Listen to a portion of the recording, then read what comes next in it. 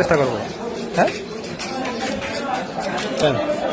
আমি তা তো অবশ্যই আছে না আমি আপনার কথাটা মানে আমি বুঝছি ভাই, আমার যখন বাচ্চা হয়েছে না তখন আমার অনেক খরচ বেঁচে গেছে। এরকম আমি চাকরি করি, আমি বুঝি, বুঝলি তবে আপনার কাছে কিছু টাকা নাই থাকলে তার কথা ছিল না। ওই সমস্যা কি আমি একবার ফিক্স নিয়েছিলাম যে ওই আমার ওয়াইফের ডেলিভারি টাইমে আমি একটা ফিক্স নিয়েছিলাম ভাই, তার টাকা লাগে হাতে, যেন সিজারের মধ্যে টাকা খরচ দিয়েছি না।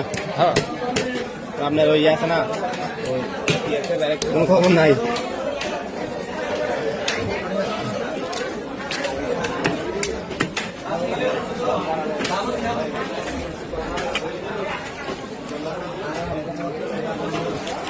সকালে আসিনি তো না, আমি আসি না, আমার সর্দি লাগ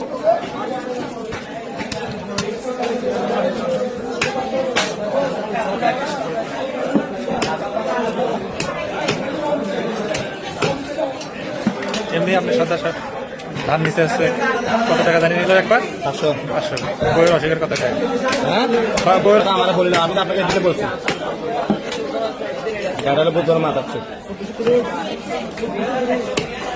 হইতেই পারে, ঠিক আছে আদা বলিয়া ওদের থেকে যে টাকাগুলো আছে